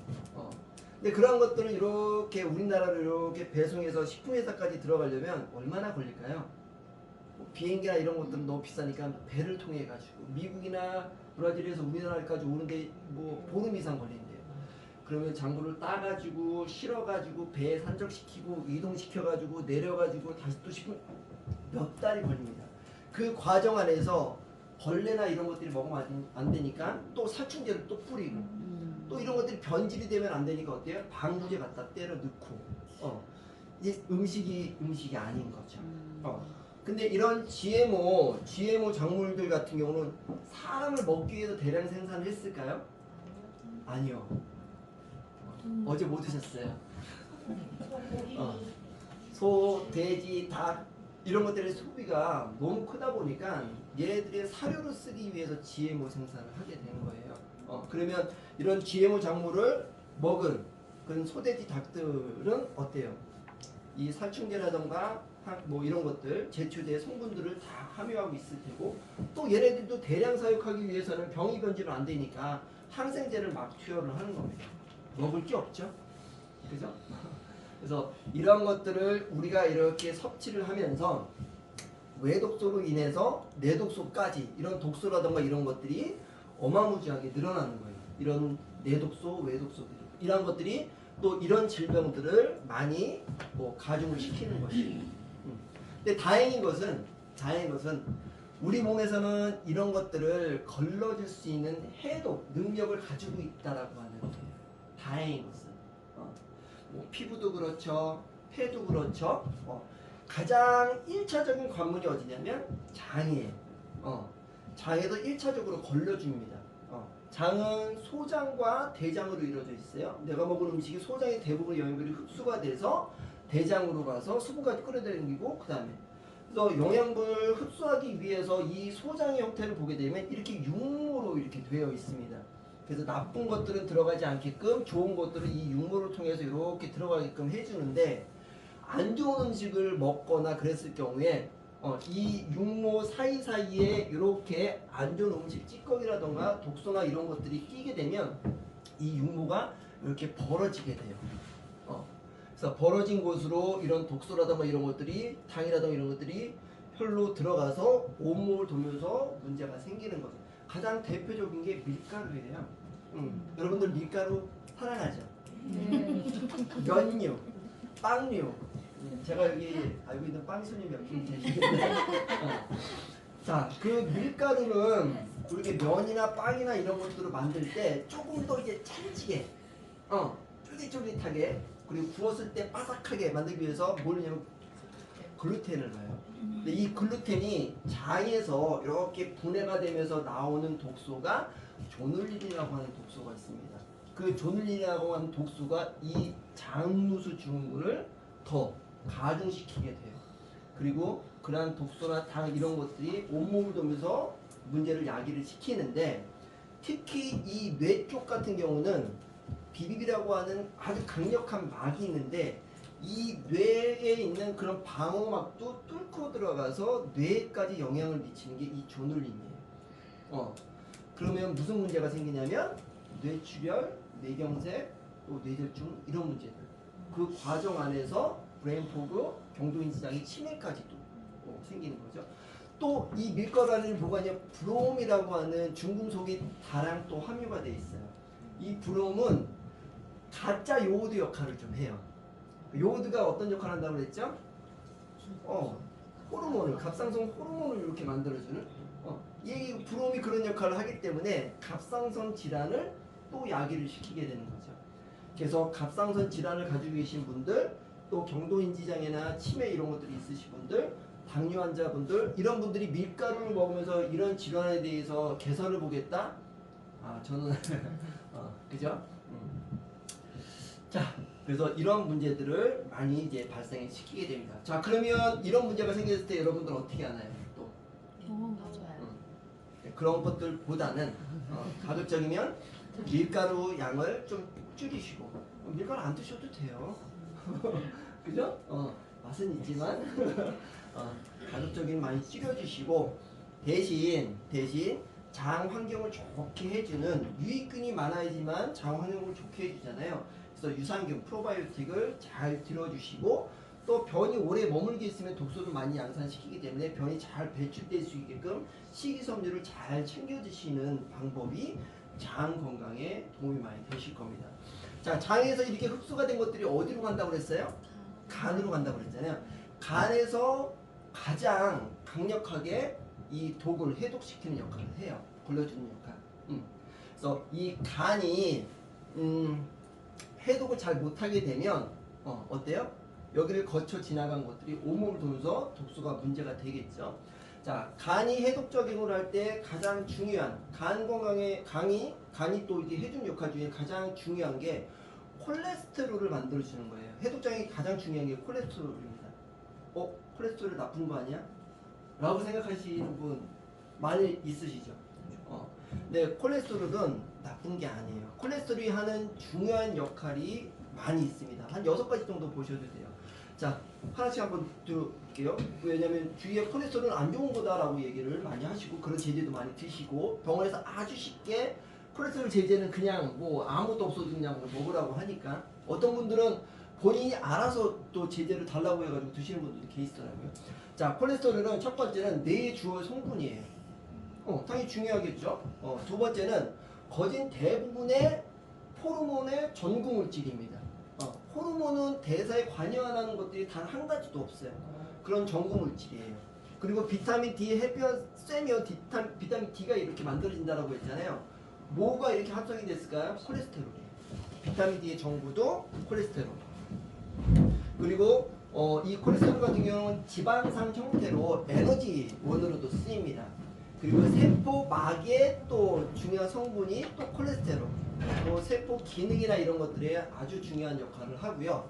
그리고 아까 방금 전에 말씀드렸던 해독작용, 그래서 간에서 해독작용을 해서 남은 독소를 담즙을 생성을 해서 거기다 담아가지고 담낭에다 이렇게 저장을 해놨다가 십이지장을 통해서 이제 단백질하고 지방을 또 분해시키는 효소로 또 쓰이고 이제 대장으로 가가지고 변을 또 잘 이렇게 보내주는 윤활유 역할도 해주고 그 다음에 배설이 돼요. 그리고 아주 중요한 부분은 혈관에 상처가 났었을 때 역할도 콜레스테롤이 치료 역할도 합니다. 자, 혈관은 그 길이가 10만에서 12만 킬로 정도 된다고 해요. 지구 2바퀴만. 속도가 이렇게 KTX 속도예요. 근데 이 혈관이 일자로 돼가지고 쫙 가는 게 아니라 어때요? 나뉘어지고 합쳐지고 꺾여지고 그러다 보니까 이런 속도를 쭉 가져갔을 때 이 혈액이 조금이라도 노폐물을 좀 담고 있다거나 꺾이고 그러게 되면 혈관에 상처가 많이 나겠죠. 그랬을 때 출동을 해주는 게 콜레스테롤. 그 중에서도 LDL 콜레스테롤이 가서 패치 역할을 합니다. 딱정이 역할을 하는 거예요. 이렇게. 그래서 상처가 났었을 때 LDL 콜레스테롤이 그 혈관에 있는 상처를 이렇게 치료를 해주는데 그 상처가 많게 되면 내모에서는 LDL 콜레스테롤을 더 많이 생산해서 보내겠죠. 그럼 딱정이가 어때요? 계속 이렇게 붙으면 혈관을 막잖아요. 그래서 남는 LDL 콜레스테롤을 간으로 다시 복귀를 시켜주는 역할을 하는 게 HDL 콜레스테롤이에요. 솔직히 HDL은 그렇게 뭐 하는 일이 많지 않아요. 그거만. 근데 그것도 중요한 역할이기 때문에. 근데 HDL은 좋고 LDL은 안 좋다? 이건 아닌 것 같아요. 대신 이 LDL 콜레스테롤 같은 경우도 A타입이 있고 B타입이 있거든요. A타입 같은 경우는 조금 이렇게 크기가 커가지고 패치를 이렇게 잘 붙이는데 B타입 같은 경우는 아주 촘촘하기 때문에 혈관을 막 박혀서 문제가 될 수도 있어요. 그래서 단순히 쟀는데 콜레스테롤 수치가 높아? 이것보다는 중성지방이 혈중 내에 높은데 염증 수치도 높아?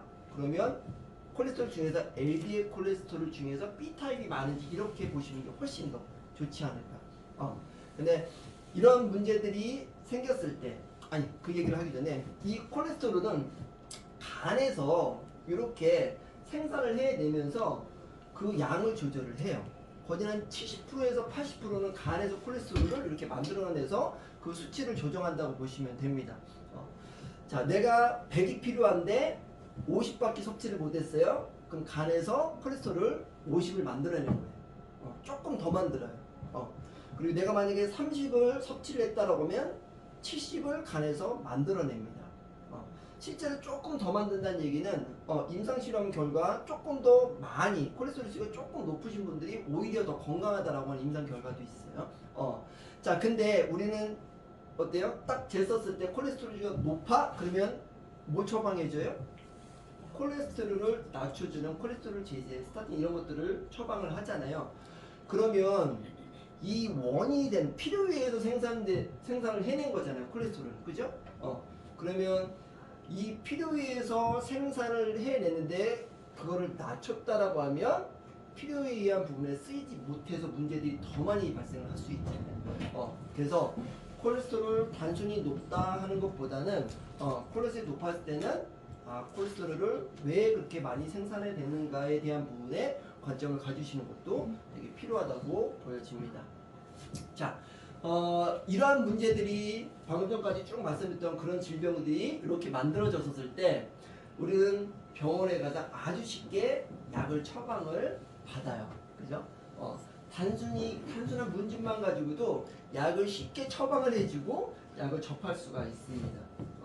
의사분들 아주 쉽게 처방을 해주잖아요. 감기약, 뭐 소염 진통제, 그리고 수치를 낮추는 뭐 고혈압, 뭐 콜레스테롤제 이런 것들을 쉽게 이렇게 처방을 해주거든요. 근데 이 약은 부작용이 또 따라요. 사이드 이펙트라고 하는 효과 외에 다른 작용들. 그리고 부작용도 있을 뿐더러 이렇게 영양소도 또 이렇게 뺏어갑니다. 드럭 먹으라고 혹시 들어보신 적 있으세요? 드러그가 약, 먹어가 도둑. 약을 먹으면 이 영양분을 훔쳐간다. 약이 이에 특허를 받아야지만 돈이 되거든요. 근데 특허를 받으려면 세상에 존재하는 물질을 이렇게 만들어내야 돼요. 당연히 영양분을 가지고 있을까요? 가지고 있지 않을까요? 그래서 그러한 것들이 약을 이제 섭취했었을 때 약의 기전이라고 하는 것을 발휘하기 위해서는 내 몸에 있는 영양분을 끌어다 쓸 수밖에 없어요. 그럼 있어야 될 자리에 있는 영양분을 갖다가 썼으니 결핍이 생기겠죠. 그럼 결핍 증상에 불편함이 있으니까 또 어떻게 해요? 병원 가서 또 약을. 그럼 또 영양분 소실이 있으니까 결핍증으로 인해서 또 약을. 이렇게 어떻게 악순환이 계속 되는 거죠. 그래서 아주 쉽게 우리가 접하는 이 약 전 세계에서 양약 의존율 1위가 어디일까요? 그것도 우리나라예요. 그것도 우리나라. 정말 쉽게 처방받잖아요. 나는 아파도 병원 가서 약 처방 안 받는다. 네, 저희는 그렇게 하는데 만약에 이렇게 얘기를 해볼게요. 아이가 감기에 걸렸어요. 열이 막 37도, 38도 이렇게 올라가요. 기침도 막 하고 막 가래 막 이런 것들 저거예요. 그럼 어떻게 하시겠어요? 병원 가죠. 병원 가면 어때요? 약 처방해 주잖아요. 근데 의사가 약을 처방을 안 해줘요. 그럼 뭐라고 하실 거예요? 왜 처방 안 해주냐? 약 처방해 달라. 아마 이러실걸요? 그래서 감기약이나 이런 것들을 아이들 약을 보면 한 4알에서 6알 막 이렇게 들어있는 거 보신 적 있으실 거예요. 이 감기약을 가지고 유튜브에서 여러분들 많이 보셨을 거예요. 전 세계 5개국 선진국의 유명한 병원에 가서 이 감기약을 이렇게 보여줬더니 그 의사들 전부가 공통적으로 하는 말이 이 감기약은 우리 아이가 만약에 감기를 절대 안 먹이. 이 약 중에서 하나라도 도움이 되는 게 없다. 그리고 이 약을 처방을 해주는 의사들의 생각이 궁금하다. 어떤 생각으로 이 약을 처방할지 정말 궁금하다. 그리고 약이라고 하는 게 4알, 5알 이상을 한꺼번에 먹게 되면 뇌에 문제가 생기는데 이건 의사가 할 적이 아니잖아요. 그죠? 특히나 그 안에 처방되는 항생제 같은 경우 이 항생제 같은 경우 감기 걸리면 어때요? 아주 당연스럽게 이게 처방을 하잖아요. 이 항생제는 절대 필요로 하지 않는다. 이 항생제는 세균을 죽이는 거잖아요. 그죠? 근데 감기는 바이러스성 질환이잖아요. 왜 바이러스 질환에 왜 세균을 죽이는 항생제를 쓰는 것인지 그렇게 항생제를 남용을 했었을 때 내성이 생기게 되면 이 아이가 정말 조금 힘든 질병이라던가 이런 것들, 세균이나 어떤 감염 증상이 있었을 때 죽을 때까지 손 쓸 수 있는 게 아무것도 없다. 라고 공통적으로 얘기를 해요. 근데 우리는 어때요? 가서 쉽게 처방받아서 아이들한테 아이들을 위한다는 마음으로 이렇게 처방을 해주잖아요. 그치? 근데 감기는 약이 없다라고 해요. 외국 같은 경우는 컨디션 조절 잘 하고 비타민, 미네랄, 음식하고 이 비타민, 미네랄을 처방을 해줘가지고 아이의 어떤 체력이라던가 이런 것들을 높여주는 걸로 본인이 이겨낼 수 있는 면역력을 높이게끔 처방을 해주는 게 외국입니다. 우리나라는 그렇지는 않죠. 안타까운 현실이에요. 자, 그렇기 때문에 이런 위험성을 가지고 있기 때문에 이 약은 임상이라고 하는 걸 거쳐야 돼요. 그래서 1상, 2상, 3상, 4상 시판되고 난 다음에 관리까지 4상까지 쭉 이렇게 해야 되는데 이걸 거치지 않으면 효과 안정성에 대한 부분 확보가 안 되잖아요. 그래서 전 세계에서 가장 까다롭다라고 하는 이 FDA 미국 식약청에서는 5년에 대한 임상 기간을 뒀어요. 5년. 근데 이 임상이라고 하는 거는 사람을 대상화하기 때문에 비용이 천문학적인 돈이 들잖아요. 그럼 제약회사는 무슨 짓이든 할 거예요. 그죠? 그래서 이 5년에 대한 임상이 FDA에서도 1년으로 줄었고 또 코로나 시기를 거치면서 긴급 사용 승인해가지고 1년도 되지 않은 신약들이 나오고 있는 것들이죠. 그런 것들을 우리는 먹고 있는. 이게 제약회사 정보원의 커넥션의 이제 시작입니다. 우리는 그런 것들을 뭐 심심치 않게 보고 있고 또 알고 있잖아요. 그죠? 그러면 우리는 이러한 약들에 대한 부분을 어떻게 이런 위험을 감수하면서까지도 이런 약을 먹어야 될까요? 아니면 아주 효과가 좋은 이런 임상을 거친 어떤 영양제나 이런 것들이 있다라고 하면 효과 안정성에 대한 부분이 입증이 되어 있는 좋은 영양제가 있다라고 하면 그런 것들을 선택하는 게 좋겠죠. 시간이 제가 너무 오버하고 있죠. 괜찮습니다. 그러니까 15분 남았는데 큰일 났네. 큰일 났네. 자, 그러면 어떤 영양제를 섭취하는 것은 필요하고 중요하다고 얘기했는데 어떤 영양제가 좋을까요? 뭐 저는 뭐 유산화 하고 있으니까 왜 유산화가 필요한지 이런 부분을 좀 말씀드리고 싶어요. 자, 우리가 좋은 제품은 좋은 제품을 보려면 그 회사를 보면 된다고 저는 생각합니다. 왜? 그 제품은 그 회사가 이 제품을 어떻게 만들려고 하는 의지가 담겨져 있기 때문에. 근데 보통 건강기능식품 회사는 연구원을 두지를 않아요. 보유하고 있지 않습니다. 외부에 있는 연구원을 통해 가지고 이렇게 생산을 하고 그 레시피대로 이 제품이 팔리지 않을 때까지 그냥 찍어서 만드는 거죠. 근데 유산화 같은 경우는 150명 이상의 과학자, 세계적인 과학자를 R&D로 두고 있고 제품을 끊임없이 업그레이드를 해 가면서 생산 관리를 하고 있어요. 이 부분을 다른 분들이 아시는 분들이 보면 되게 깜짝 놀라시는 해요. 1인당 연구개발비만 1억 원씩. 그래서 연간 150억 원이라고 하는 연구개발비를 투자를 하면서 제품을 업그레이드 합니다. 자, 눈 영양제 여러 개가 필요 있나요? 간 영양제가 여러 개가 필요 있어요? 종합 영양제도 뭐 몇 개씩 필요가 있나요? 그 제품이 그 시대에 맞게끔 계속적으로 최고의 제품으로 업그레이드 되면 너무 좋잖아요. 그걸 실천하는 회사가 유산화입니다. 그리고 건강기능식품임에도 불구하고 식품시설이 아니라 아예 의약품 제조시설로 아예 등록을 해놓고 식품관리 기준이 아니라 의약품 관리 기준으로 관리되는. 그래서 미국 의사들이, 캐나다 의사들이 병원에서 직접 환자들을 대상으로 처방을 할 때 보는 이 처방 펄람에도 등재가 돼 있어요. 그래서 임상을 거쳤다는 얘기잖아요. 효과 안정성에 대한 부분이 검증이 됐다는 얘기겠죠. 그래서 우리나라에서도 보건복지부, 식약처, 그리고 건강보험공단에서도 넘버원이라고 이런 메디컬 헬스 대상이라고 하는 걸 5년 전에 설립을 해가지고 그때부터 지금까지 5년 연속 1위. 전 세계 국가에서도 넘버원, 그리고 의료계에서도 넘버원, 그리고 소비자들한테도 넘버원, 업계, 이 건강기능식품 업계에서도 넘버원, 그리고 몸이 전부라고 하는 이 전 세계 운동선수들도 넘버원이라고 하는 제품, 어디 제품이라고요? 유산화. 네. 자, 이 책은 캐나다 보건성에서 자국민들의 건강을 위해서 만든 책자예요. 뉴트리셔널 서플리먼트라고 한 이 책자. 이 책자 같은 경우는 바로 이 책자거든요. 그래서 제가 요거를 좀 설명을 드리려고 했는데 시간이 좀 안 될 것 같아요. 그래서 영상으로 대체하겠습니다. Today I'm helping you sort out the clutter of vitamins and supplements because there are literally hundreds out there on the market. But which ones are safe to take, which ones work well together, and which ones should be part of your daily routine?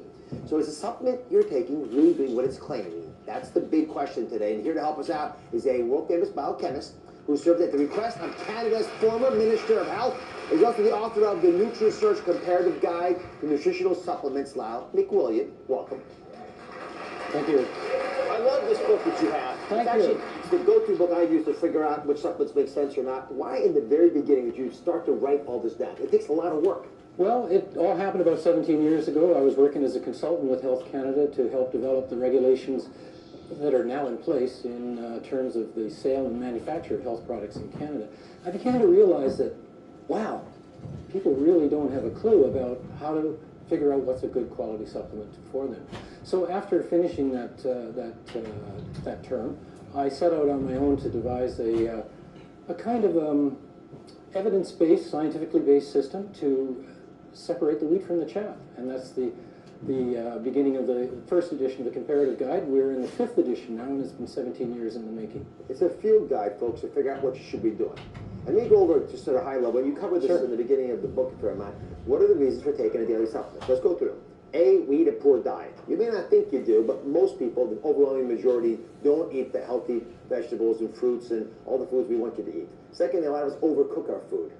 And because of that, we actually lose nutrients because we destroy them in the foods that naturally would have had them. And of course, we're all getting older. We don't want to acknowledge it, but it's true, and that changes our metabolic rates, and body processes don't always function at full speed. So we asked, if you're willing to take some questions, our viewers to pose a few of the big Absolutely. challenges that they face. So let's look at the first question. Hi, Dr. Oz. My name is Kendi. I take over 10 supplements a day. Is that okay? How many really is too many? How many is too many? Well, you know, it's a good question, and there's really no set answer to it. I take probably about 14 different supplements a day, and if you look at the broad spectrum Well, supplement, it's 106, by the way. It's just, one of the reasons. if you look at the broad spectrum supplement, that probably has 30, 35 ingredients in it. So I'm taking a lot of stuff, but it's not a question of how much or how many. It's a question of how are they manufactured. And it's a question of knowing what to look out for. There are a few nutrients that can be problematic. For example, vitamin A. Yeah. If you have too much preformed vitamin A in your supplement, women, for example, in their first trimester of pregnancy, too much vitamin A, about 5,000 international units a day, can cause birth defects. A lot of women don't recognize that. The other one is iron. Iron can be really, really problematic in a product, and there's a lot of products that I've seen in the market that are very high in iron. About 25% of the population in North America has a genetic defect called hemochromatosis, where you absorb too much iron from your diet. Now, if you take a supplement that's got lots of iron, combine that with vitamin C that enhances the absorption of iron in the supplement, you've got a problem. So when you're walking into a store and about to buy a supplement, how do you actually know which one's the best one for you? And how does your book go through the process of outlining it? Walk us through those details. Well, what we've done in the book is we've taken a scientific discipline to evaluate the product. First of all, we developed an analysis model based upon the published recommendations of 12 other nutritional authorities. We didn't want to put our particular bias into it, so we stood on the shoulders of others, so to speak, and developed this criteria. And then we applied it to 18 different health support, what we call 18 different health support criteria, such as heart health, metabolic health, level of inflammation, and on and on and on. And so it's 18 different ways of kind of kicking the tires and looking under the hood. So you found companies that were doing a good job. Absolutely. A lot of good companies, a lot of mediocre companies. A lot of companies, whose products are very popular in the market, that when you look at what's actually in the product, it's pretty mediocre. What we did is we based it on a scale of 1 to 5 stars. Pretty intuitive. It's like a 1-star hotel. You probably don't want to stay in a 1-star hotel. You probably like to stay in a 5-star hotel. Right. Same thing with selecting these products. And then those products that scored 5 out of 5 stars, we invited every company that we evaluated that scored 5 stars, and we said, hey, put your money where your mouth is. Take your product, run it through through an independent assessment body like the U.S. Pharmacopoeia program or the NSF vitamin supplement program. Demonstrate to us that you are manufacturing to basically pharmaceutical standards, and show us the GMP of certification. And then what we want you to do is take your product off the shelf and have an independent lab assess that product, so what it says on the label we know is actually in the So book. give us the final answer. I mean, who do you like? Who did the best? Well, there are some good companies out there, and one of the companies, I think it's a trusted partner with your show, USANA Health Sciences, outstanding products. And this company manufactures to pharmaceutical standards. As a matter of fact, USANA Health Sciences is even registered with the FDA, the Food and Drug Administration, as a pharmaceutical manufacturer. So it's audited regularly to ensure that the manufacturing practices are at the very highest level. They've always, ever since we've done the guide, scored in our top 5-star products. But they've also demonstrated by going that extra mile and showing that their manufacturing practices are at pharmaceutical standards, and also by taking their product and running it through an independent analysis. These products are excellent products. The company has done an outstanding job with it. And what I like about the company as well is that the commitment. It's a company that doesn't run with the market hype. It runs with the science. And if the company is putting the science first, I've got a lot of confidence that the product is exceptional. Well, it's one of the reasons that we're proud to have USANA as one of our trusted sponsors. 여기까지. 제가 앞서 말씀도 드렸지만 영상으로 좀 확인하실 수가 있으실 거예요. 원래 이 닥터우주스 같은 경우는 오프라 위프리 쇼 아시죠? 에이미상 받은 한 코너에서요, 건강 코너에서 너무 인기 있다 보니까 독립적으로 이 닥터우주 쇼라고 하는 걸 했고, 이 프로도 에이미상까지 받을 정도로 이 북미라던가 이런 쪽에서는 시청을 안 하시는 분들이 없을 정도로 이 프로그램 다 알고 계세요. 이 닥터 우주 박사 같은 경우는 심장외과예요. 전 세계에서 가장 탑이라고 불리면은. 그래서 미국에서 가장 영향력 있는 1위이기도 하고, 미국인들이 본인 주치보다 더 믿는 의사이기도 합니다. 그리고 여기 라이언 맥 윌리엄이라고 하는 이 박사님은 이제 캐나다 분이신데, 이분은 영양 관련한 생화학 분야에서는 전 세계 그냥 권위자예요. 탑이에요. 이분이 영양 관련해서 뭔가 기준을 딱 설립하게 되면 전 세계가 다 통일을 할 정도로. 그래서 이러한 어떤 의사분들, 세계적인 의사분들, 영양학자, 생화학자 이런 분들이 넘버원이라고 한다라고 하면 여러분들 좀 믿을 수 있으시겠나요? 그래서 이제는 좀 시간이 없으니까 구체적인 좀 솔루션을 좀 드려볼게요. 음식 물론 잘 드셔야 되겠죠. 근데 그런 좋은 음식을 우리가 잘 먹을 수 없기 때문에 그런 것들을 좀 대체해서 먹을 수 있는 유산화 제품을 좀 소개해드려 볼게요. 자, 먼저 입으로 들어가는 것, 음식을 잘 먹어야 되겠지만 음식을 거르거나 제대로 된 음식을 못 먹는다라고 하면 뉴트리밀이라고 하는 식사 대용식이 있습니다. 그리고 보충을 해줄 수 있는 미량영양소, 종합영양제 헬스팩이 있죠. 그리고 위 안 좋으신 분들 너무 많으시잖아요. 그래서 알로에가 위에도 좋다라고 하는 거 다 알고 계실 거예요. 그래서 이 알로엔즈라고 하는 효소 역할을 하는 이 제품이 위 건강에 좀 도움을 주고요. 또 장에서 대부분의 영양분이 흡수가 되니까 장 환경이 좋아야 되겠죠. 그래서 유산에서는 이제 프로바이오틱이라고 하는 유산균이 있습니다. 그리고 배변 활동을 이렇게 좋게 해준 식이섬유인 활비버지 또 FOS가 있어요. 이런 것들에 대한 도움을 좀 받으실 수가 있고요. 소장에서 흡수가 된 영양분이 간으로 가서 해독작용과 또 잘게 부수는 작용을 한다는 거 있잖아요. 그러려면 간이 건강해야 되겠죠. 그래서 간 건강을 위해서는 옛날부터 엉겅퀴 추출물이 간에 도움이 된다고 했어요. 그 이유는 그 안에 있는 밀크시슬 때문인데, 그 밀크시슬 안에 있는 실리마닌이라고 하는 성분 자체가 간에서 글루타치온이라고 하는 아주 강력한 항산화 물질을 만들어내요. 그래서 그런 것들에 대한 도움을 받을 수 있기 때문에 이 헤파실이라고 하는 이 영양제를 통해서 간 건강을 챙길 수가 있습니다. 그리고 이렇게 해독을 잘하고 분해시켜준 것들을 혈관을 타고 세포로 보내진다고 했잖아요. 그러면 혈관이 어떻게 돼 있어야 될까요? 깨끗해야 되겠죠. 그래서 혈관을 깨끗하게 해주는 역할을 하는 바이 오메가라고 하는 제품이 있어요. 오메가3는 대부분 잘 드시잖아요. 근데 이 오메가3는 어류에서 추출하기 때문에 중금속이 어느 정도는 다 함유가 되어 있습니다. 이 중금속이 위험한 이유는 아주 날카로워서 백혀버려요. 그러면 아까 말씀드렸다시피 그러한 속도로 혈류가 지나가게 되면 생채기 많이 나고 독소나 이런 것들이 더 퍼지겠죠. 근데 이 바이오메가 같은 경우는 이거 하나만 진짜 딱 기억해 주세요. 이거라도 바꾸셔야 돼요. 전 세계에서 중금속 프리 인증 받은 오메가3는 딱 요거 하나밖에 없습니다. 유산의 바이오메가.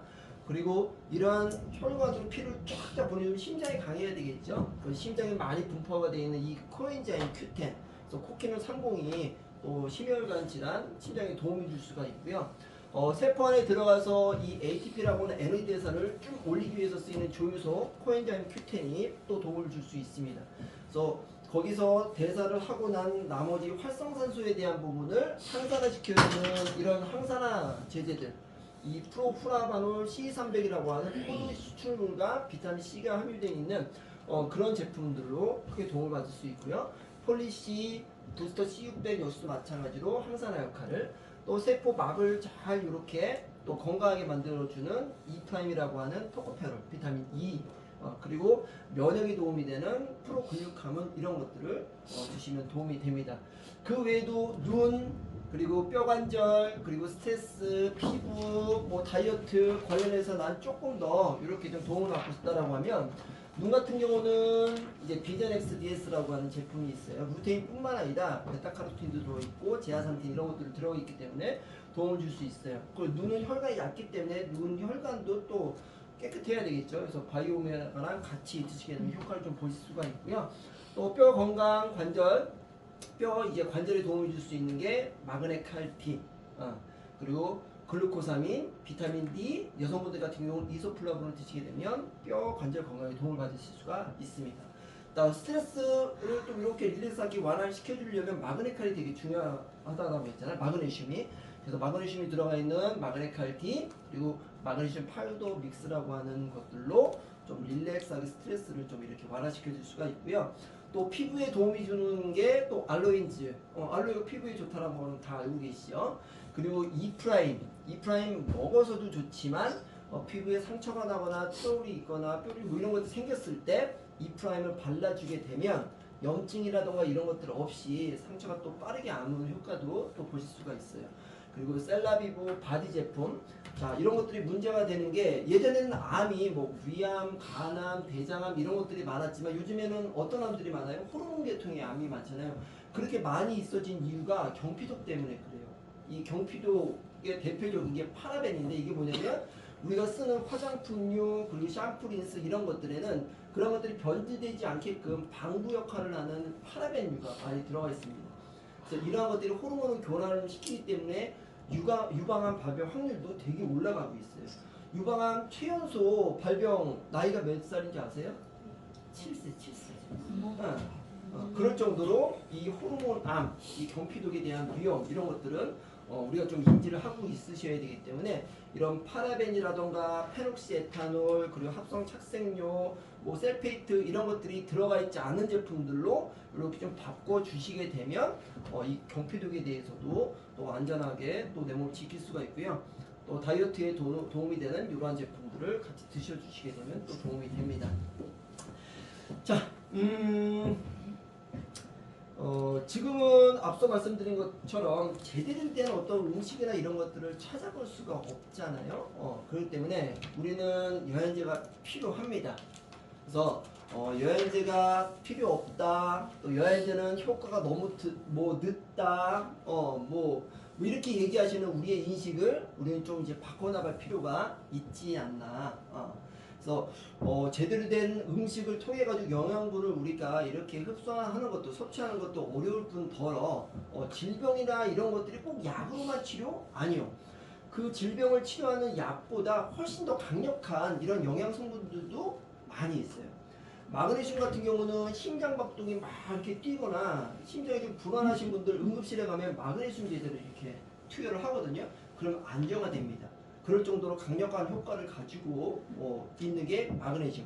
비타민 C 같은 경우는 소아마비균을 72시간 내에 고함량으로 사멸시키는 어떤 효과가 있어요. 그래서 유아 때 비타민C 고함량으로 먹이는 것도 필요하다고 생각이 들고요. 또 오메가 같은 경우는 시중에서 판매되는 어떠한 심혈관 관련한 어떤 그런 제제보다 더 큰 효과를 가지고 있어요. 그래서 아까 말씀드린 중금속 프리인증을 받은 이 오메가를 선택해서 잘 드셔주시면 충분한 약을 드셔주면 도움을 받을 수가 있고요.